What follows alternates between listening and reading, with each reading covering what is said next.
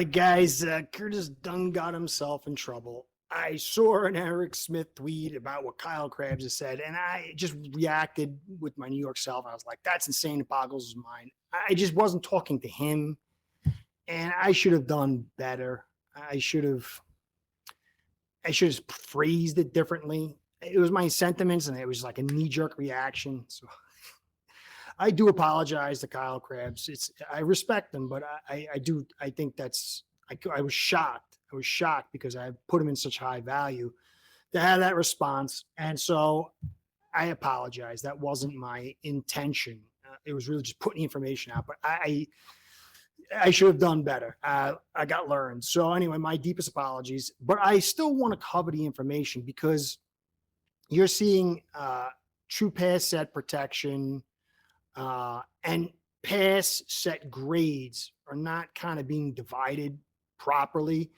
And so the news came out, or the stats came out, that Miami was 6th in the league in pass protection grades. Let me get the exact number here. In the highest pass blocking efficiency in the NFL. And Kyle had said, there's only one bad offensive lineman. I got to cover it. I wouldn't usually use his name, but I screwed it up, and I want to be clear. I just totally disagree for many reasons. And what I want to cover today is the concept of scheme driving talent, or talent driving scheme, in context to these numbers. And if I'm giving hate and bad information, it can cause problems for a lot of people. Same token, in the other direction, if you give up too much hopium, it can drive things in the wrong direction as well. And for me, this offensive line, and I'm going to cover a lot of stuff today. I'm going to use graphics. I'm not always the most eloquent, and stats and information. But for me, when you overinflate this offensive line, then you're giving Chris Greer a pass, right or wrong. I'm not going to be wrong. And you're making McDaniel's job look worse because the offensive line sets the table for the play calls and on the field and the quarterback. And so this whole thing about the offensive line is integral to everything. And so it gets to the heart of my passion as a fan. And in the little Twitter thing, I wasn't thinking. I do apologize again. So, but the information I want to cover today is about understanding football. And if you look at a play that's called on the field, that's a leaf on a tree.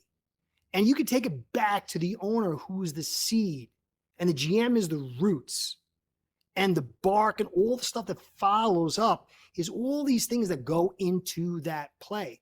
But then even that play, it's like a leaf and all the little veins that run through it. Did the quarterback have a fight with his wife this week? Is his kid sick? There's so many things. Your right guard's got a problem with his knee. There's a lot of things that goes into that play. But if you start diagnosing situations based on plays and you reverse engineer it, then I think you're going to get a bad evaluation. And so I want to cover this pass efficiency rating and some other understandings to show you the context of what this whole thing is. Because McDaniel is now, I said, if the offensive line flops, he's going to end up holding the bag. And if this offensive line is that good, then he sucks. And then so does Tua. But you have to get this eval right for everything to flow. So don't take what I'm saying, just take the information and try to use that to understand. I'm going to break it down as simple as I can because it's a complex game.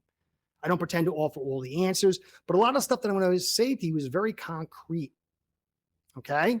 So I got the live coming on Friday, 10 p.m. Eastern time. Come check me out there. Hopefully I won't open my trap on Twitter the wrong way. Until then.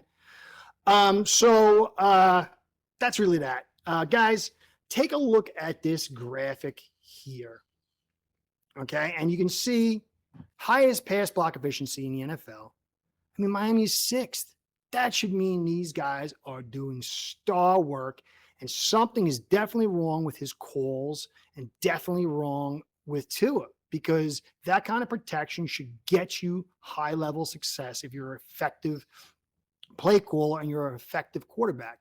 Now, I got a little mitigating stuff over there I'm going to break down in a second, but I want to get into another stat. So I think too often people rely on PFF. They'll say, and I think they actually take too hard of stances either way. So one, they say PFF is the end all be all. See that, this is that. And it's really not. But on the other side, they say it's garbage.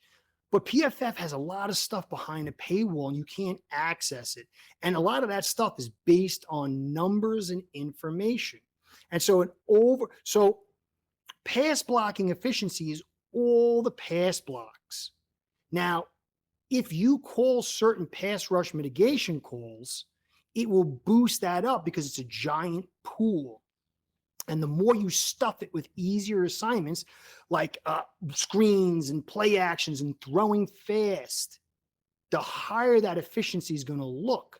But true pass set protection is when you take away passes under 2 seconds because the guy just can't get there quick enough.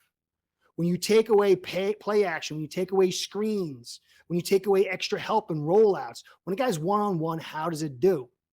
How does he do? And you see a grade, but you can take the grade and throw it out. And all you do is take the number of pass set blocks and you divide it by the pressures, and then you get the efficiency. The normal efficiency for a good offensive lineman is 98.5. But when true pass set, it drops, but not that much. Okay, so the efficiency ratings on both these got to be pretty high. And you can see here, you'll see a list. You see Tehran, 90, only 16, Brewer, 98.4. And you got to understand there's difference as far as the assignments. Liam Eichenberg, 43.1, 95.3. Jones, 93.2. Austin Jackson, 92.2. These are not good. These are bad, even in true pass set. Lester Cotton, 95.5. You're going to see H-N in this. But you can see this is not a good set and is a small amount.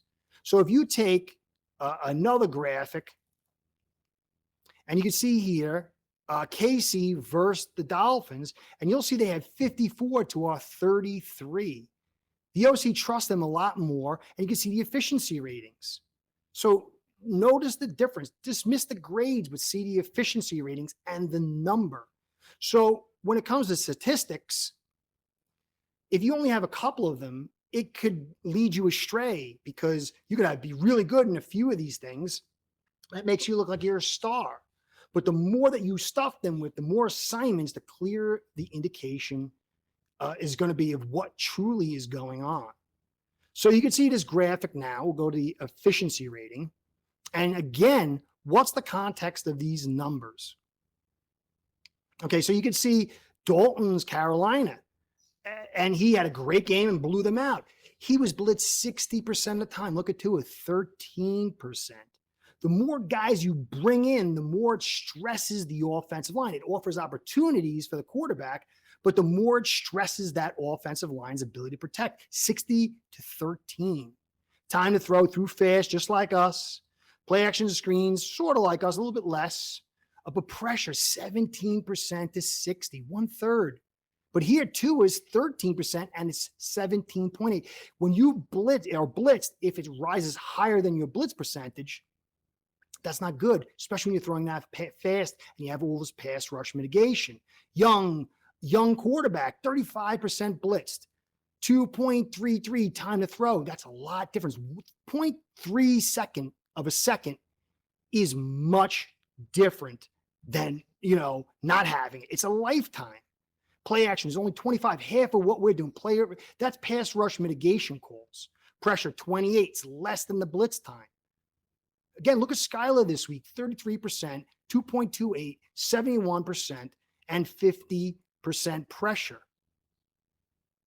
Look at you're keeping so many guys in to block and to get in the way, and you're still getting 50% pass rush, which is way higher than your blitz percentage.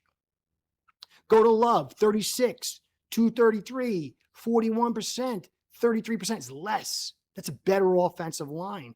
It's an offensive coordinator that is putting more guys in routes, and they're blocking longer. If someone blocks for 2 seconds and gets a 20% pressure grade, it's not equal to 2.3, 2.4% seconds per pass and having a 20% pressure rating. The job gets harder as time goes on. Willis this week, almost 50% of his plays were blitzed. He threw fast like us, ran almost equal screen pass rush mitigation calls, but it's 31% because the offensive line picked it up. And when they pick it up, that exposes that secondary. Mahomes, the king, 24% blitz rate, 2.2 time throw. He's dropped that. They're copying all of us in a lot of ways. 45%, which is less than us, and pressure rate is about equal. And they got struggles on their left guard. Richardson I'm struggling reading. He's only been blitzed 13% of the time, but look at the time to throw. Some of that's running around like a chicken with his head cut off. But they got a good offensive line. 38% mitigation, less than us, and the pressure rate is low, but it's double that. So it's not good. But I think a lot of that comes from Richardson. You have to dig into this a little bit more. Allen, 35% blitz rate, 2.4 clean time to throw, 34.5% screens and mitigate, pass rush mitigation, and 34.5. So it's less. This is a much better balance, allows them to put more guys in routes. And when you compare it to us, you got to ask yourself, who's got the easiest job? This 6 rating is stuffed with 71 and 56% easy jobs compared to the rest of these teams. And so that's got to play out along with the amount of blitzing, along with the pressure that's been applied. And so this is why I disagreed with Kyle Krabs, and I did it in a wrong way. And I learned. He's a guy, man. I've always supported him. If you watch his channel, but I just snapped. I lost it, because it's just, to me, it boggles the mind. But I could be totally wrong. But man, I disagree with that vehemently. But man, I should have done better. So guys, I hope you enjoyed this thing. You can look, PFF has a lot of stuff that is and PFF screws themselves. They put out the low hanging fruit, and it kind of does a disservice. So I do apologize again. Anybody, my heart is right. It's just my mouth doesn't always follow. So I hope you enjoyed. I hope you understand that all the stuff that we're doing is hurting McDaniel, and it's hindering Tua, and it's making a conservative offense and more difficult to do things, less options, and to put receivers in routes. If you got 5 guys in routes and they're blitzing 1, it's 5 on 6.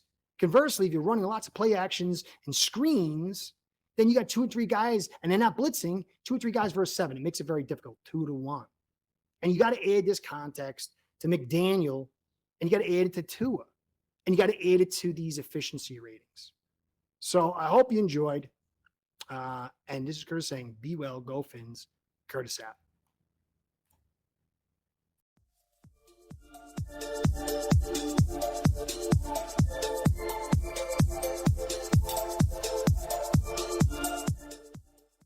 Start building your own online sports book today by getting signed up with acebread.com service that'll allow you to book action on sports from all around the world.